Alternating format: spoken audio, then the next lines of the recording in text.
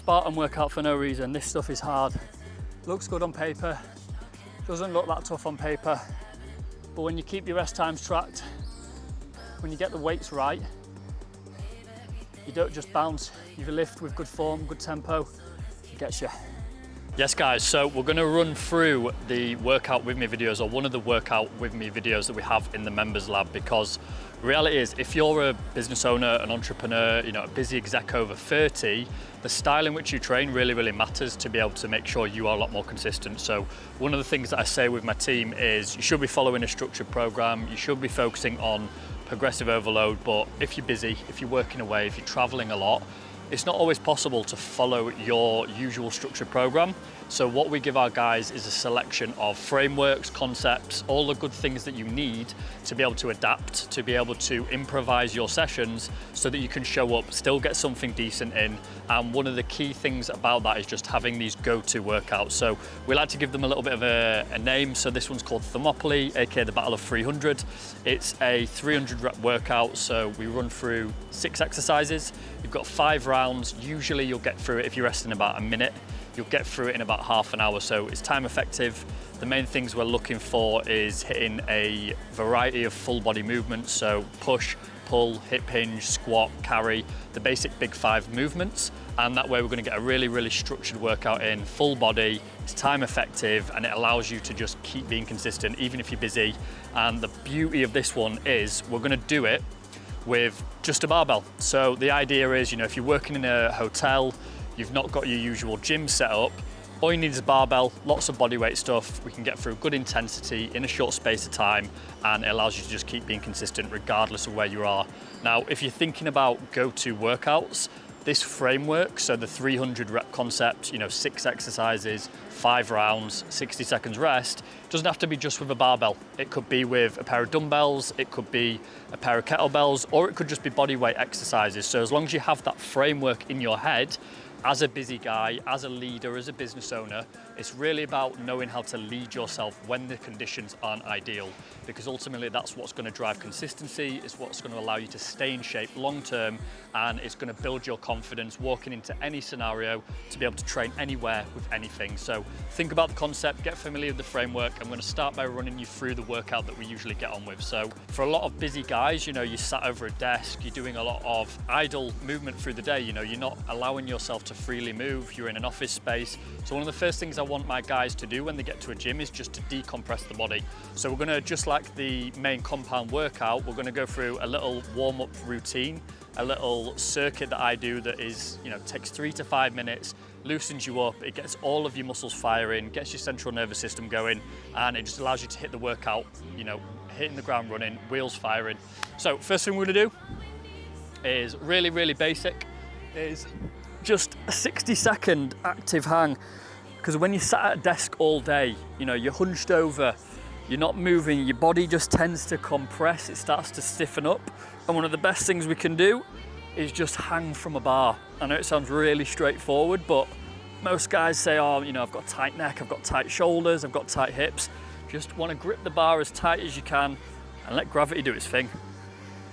Just let gravity pull your body, lengthen the spine, you can point your toes, do some little shrugs. All of this just starts to loosen the body up a little bit, and it feels, for me, incredible. So once we've done around 45 seconds, 60 seconds, you're just gonna come onto a mat or on the floor, palms flat. When we're warming up, we wanna think decompress, we wanna think how can we put the body through a multitude of planes of motion. So I love this for your QL in your lower back stretch, palms flat, windshield wipers, just pushing them side to side. Again, for anyone who's sat in a car driving between meetings all day, this is just golden. Big movements, single leg glute bridge, just holding 15 to 20 seconds, driving the hips right up, just warming up both sides of the body. You know, a lot of guys come to me saying, Andy, I feel like I'm hunched on one side, or one side of my body's stronger than the other. So doing bilateral movements like this, or unilateral movements, sorry, single side movement, just allows you to create a little bit of stability. Single arm plank out to the side. try and think you'll lean to one side, try and keep your hips as straight as you can, and then down, straight onto your front, almost the opposite of the windshield wipers that we did. Palms flat, chest into the floor, scorpion stretch. And with all of these, something I always say to my guys is, with your warm-up and your mobility, you want to have a baseline, like go-to set of exercises that are generally going to warm up your body or full body. But then one thing we then build on that is specificity for the individual. So if you have got specifically tight shoulders, we can then have that core set of exercises to warm you up. We can add in one or two. It might be like a banded scapular stretch, or just something that's going to allow you to loosen any of those tight niggles up for yourself. So final two exercises, we've just got a hand release press up. So all the way down, hands up.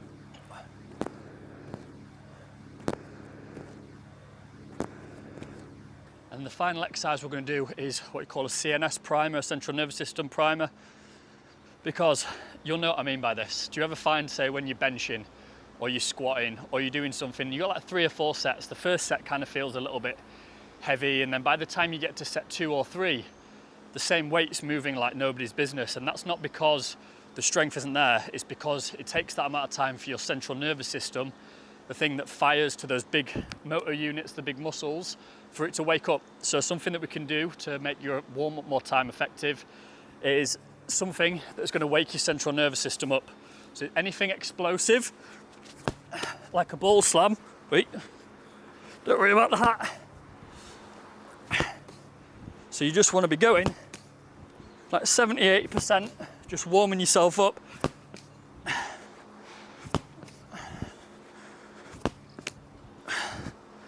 That'll do.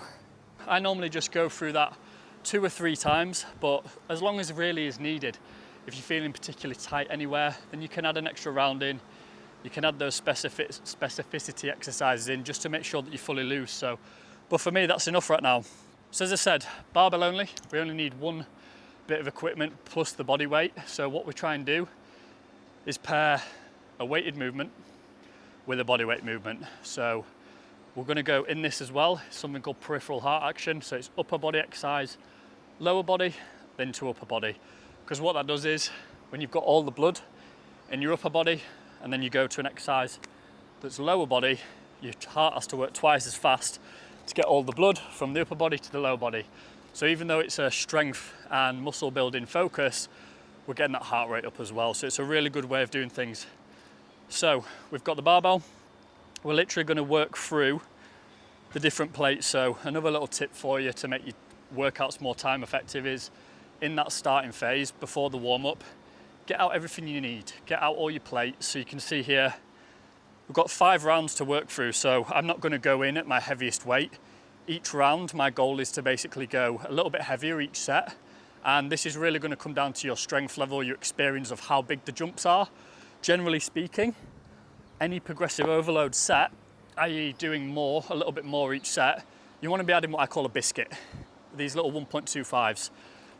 A big mistake most guys make is they go huge jumps, 10, 20 kilos a set, and you just end up burning out. So to avoid injury, to get less niggles, we want those micro progressions. Now for the more experienced guys, the guys who are stronger, you can do bigger jumps because you've got that experience and your strength threshold. So for me to go from 5 kilos to 10 to 10, they're not that big jumps respectful to my total strength. But if you're more new, you want to be doing small micro jumps. So it really comes down to your experience levels here. And this is something you'll gauge over time. But generally speaking, through this, if you think 5 rounds, we're wanting to build up to a top set so that the weight we use on our final round is pretty much approaching that kind of 5 to 10 rep max territory. So I'm going to start off with literally 5 kilos on.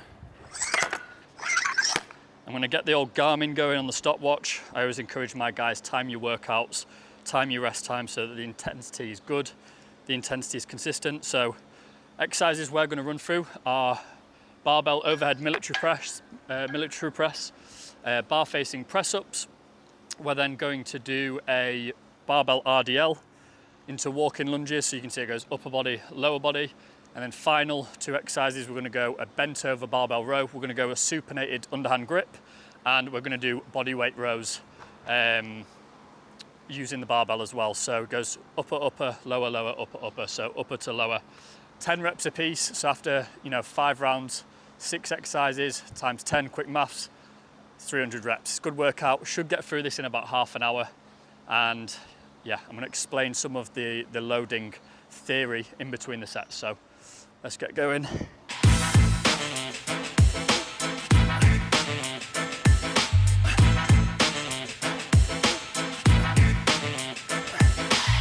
Now, one thing to consider here is that upper body versus lower exercises, like for me, this is 30 kilos. So the RDLs are going to be quite light. So what you can do is just slow the tempo right down to make them more engaging.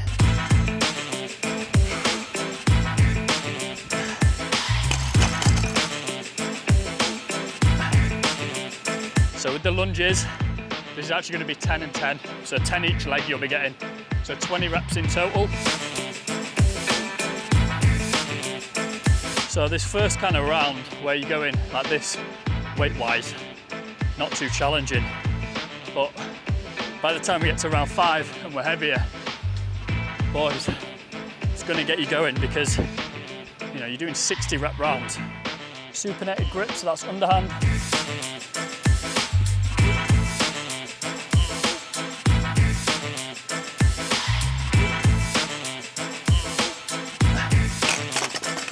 Last exercise. So normally I'd set this barbell height up like that over there, but because we've got a nice empty gym, we can do this on here.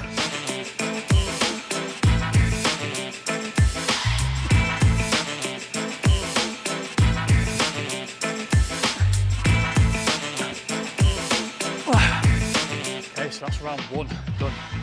Now we just need to load the bar for the next set. So take anywhere between 60 to 90 seconds on the rest. So one thing I want to really educate you guys on, or just something you probably already know but maybe don't follow, is this concept around minimal effective dose.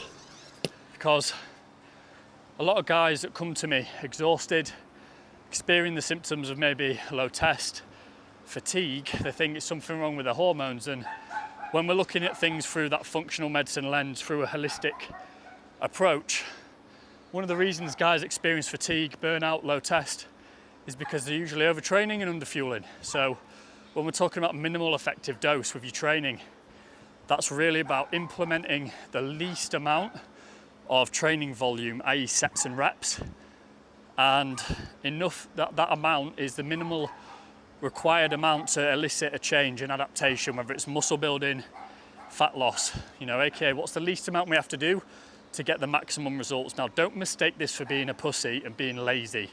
This isn't about just looking at what you can get away with excuse-wise to do the least.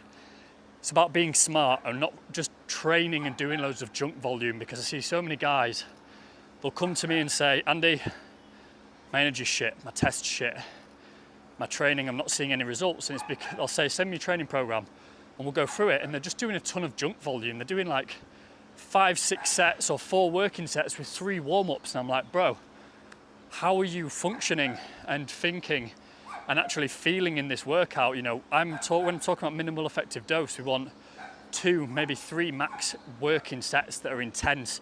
Because the more experience you get, the more you can do in less time. Yeah, maybe do 1 or 2 feeder warm-up sets. But you shouldn't need to be doing 3-4 warm-up sets and then 3-4 working sets. Dorian Yates is a huge believer of, the HIIT approach. Small amount of sets, do it till failure, do it effectively, and that's going to get you great results. And that's something that I want you to think about when you're doing this, is it's quality work over just training all the time. The goal of each session isn't to just go in and see how much you can do, because that's ultimately the difference between the guys who get in shape and the guys who stay in shape. Because if you're always doing just enough to improve, training hard, your recovery is better and you've always got somewhere to move next. If you're coming in and you're doing constantly GVT, German volume 10 by 10, or you're thinking how much can I do in every session, that's only going to last so long, because eventually your life will probably throw a swerve ball at you where you can't commit to that much, you're tired, you need to pull back, and you simply don't know how. So when we're talking minimal effective dose, This is about the least amount to get maximum results, but not about being lazy. So I've talked for a bit there, we're gonna go round 2.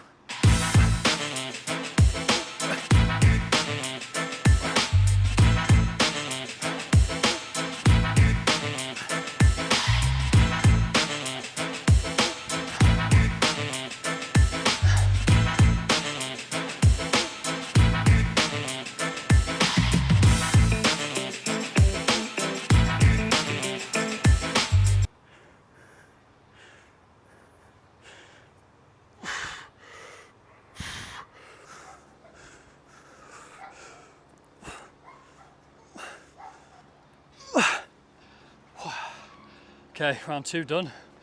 So talking about weight loading now, and this is something where you can go by feel. So for me, to be honest, 40 kilos in the overhead press was feeling pretty heavy. So I'm gonna stick at this front of a round and see how we feel before upping the load, because the last thing you wanna do here is load too prematurely, slap a 5 on, slap a 10 on, and then you only get 5 reps. When you're looking to progressively overload, even if it's in a structured program session, we've got constant loading theory, which is where you'd keep the same weight for all 5 rounds. So the first couple might feel a little bit easy, but the last few are gonna feel tough. And I think that's kind of where I'm at today. Or you've got what's called wave loading. So like I said at the start, every set you try and get a little bit heavier, which leads to you hitting kind of a top set on your final set. So I'm gonna do a bit of a hybrid. I'm gonna go for the first couple, keep the weight the same, and then the last 2, I'm gonna really try and push it a little bit. Maybe add another 5 kilos. But again, we'll see. More importantly for me today is hitting the reps as opposed to hitting the load, because these numbers that I'm doing are nowhere near like my max strength if I was to do these as like a normal session with rests between sets. So it's just about getting the workout in today. Okay, let's go round 3.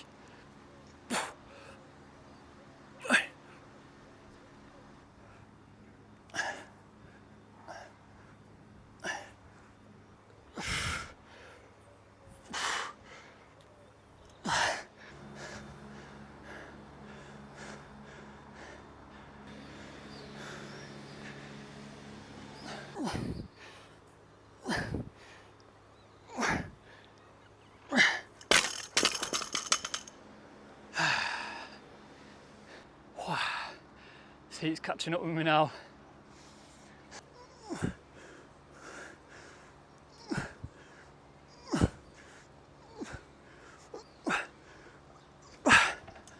Right, 2 more to go. Sitting at around 150 consistently heart rate, which is good.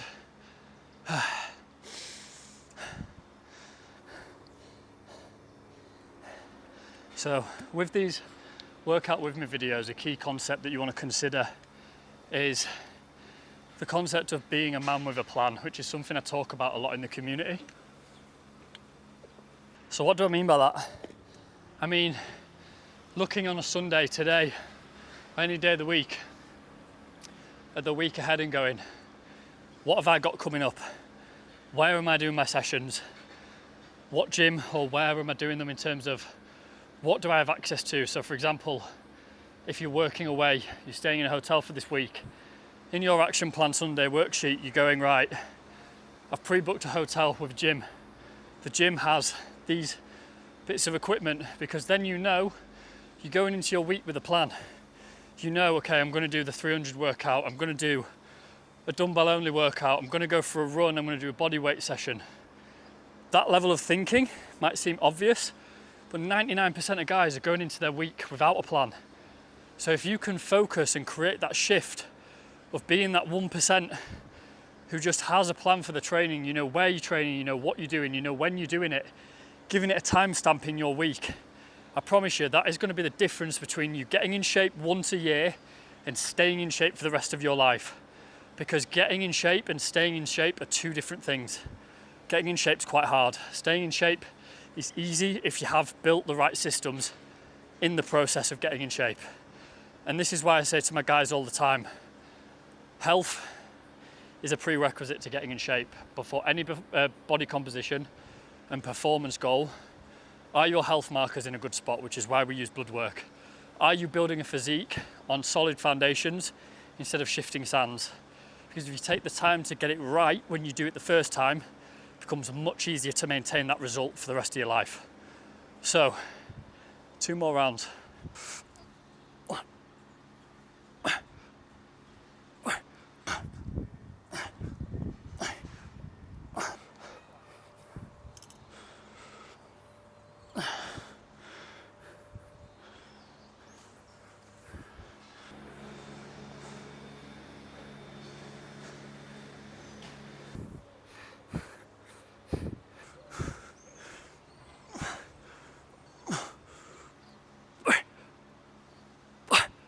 Last round. They don't call it a Spartan workout for no reason. This stuff is hard. Looks good on paper, doesn't look that tough on paper, but when you keep your rest times tracked, when you get the weights right, you don't just bounce, you lift with good form, good tempo. It gets you.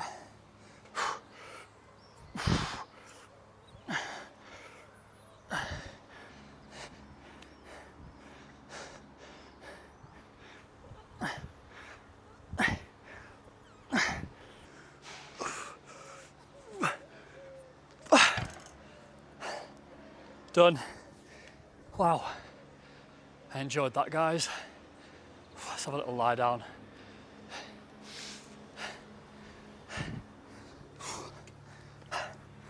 Yeah. Heart rate's going, we're at 165. Good one. Full body, lung burner. Yeah, if you're over 30, you're working a corporate busy job, you're an entrepreneur, business owner, these kind of things are just so good. They're literally my bread and butter when I'm working away on holiday. But your ability to lead yourself, know how to adjust sessions, know how to get something in instead of just going, I don't have time. Falling into that excuse that you're too busy because you're not. It's a priorities issue. If you can be a man with a plan once a week and look at your week and go, where am I? What do I have access to? How can I adjust to make sure I keep moving the needle? And sometimes just showing up is what's needed for growth, because you're not regressing, you're not going backwards by missing a session. And that is so important when I'm talking about that concept of getting versus staying in shape. Sometimes you just got to show up and not lose, you know. That concept of if you've only got 40% on that day and you give 40%, that's 100%. Just show up, do what you can. It doesn't have to be a PB, because those guys who stay in shape are the ones who are consistently good, not occasionally great and doing it for the Strava once a month post on Insta, or that hero workout and then you go ghost for the rest of the week. That's not leading yourself, that's feeding the ego. So yeah, that's all she wrote.